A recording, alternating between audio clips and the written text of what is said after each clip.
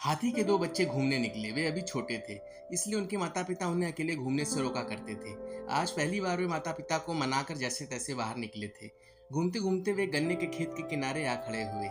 मोटे मोटे ताजे ऊंचे गन्ने वहां लगे थे। उन्हें देखकर दोनों के मुंह में पानी आने लगा।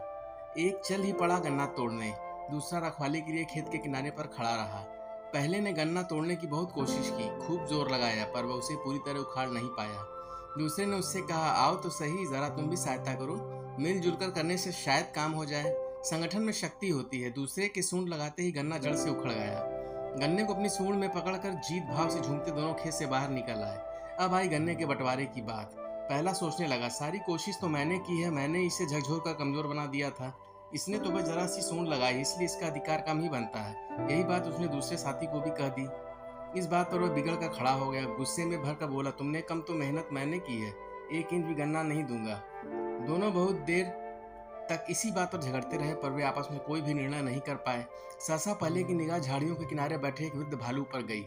वो भालू बड़ी देर से चुपचाप उसकी बातें सुन रहा था और मन ही मन उनकी मूर्खता पर हंस रहा था। भालू काका, आप ही सही से बताइए कि इस गन्ने पर हम दोनों में से किसका अधिकार सबसे अधिक बनता है? पहला यह बोला।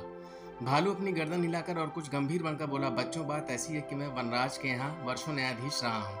अतएव पूरी बात को अच्छी तरीके से सुन समझ कर निर्णय देने की मेरी आदत है। दोनों बोल उठे, ओह, आप जैसा अच्छा निर्णायक तो हमें खोजने पर भी न मिलेगा। दोनों ही ने बड़े विस्तार से अपनी अपनी बात भालू दादा के सामने रखी। भालू ने ध्यान से उनकी सारी बातें सुनी।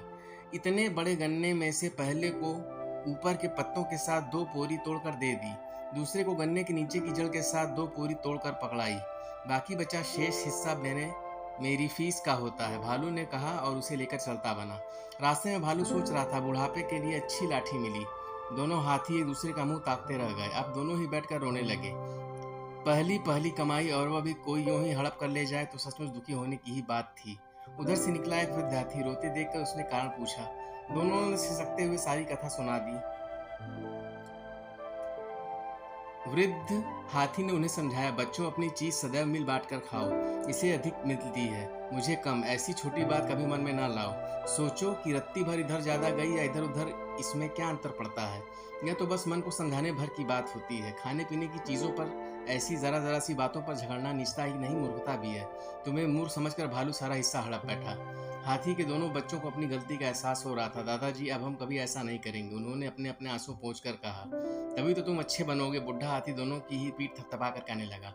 अगर आपको इस कहानी से जरा भी सीख मिलती है तो हमारे चैनल मोटिवेशनल माइंड्स को सब्सक्राइब करिए, शेयर करिए, लाइक करिए और कमेंट करिए और बेल आइकन को दबाना ना भूलिए। धन्यवाद।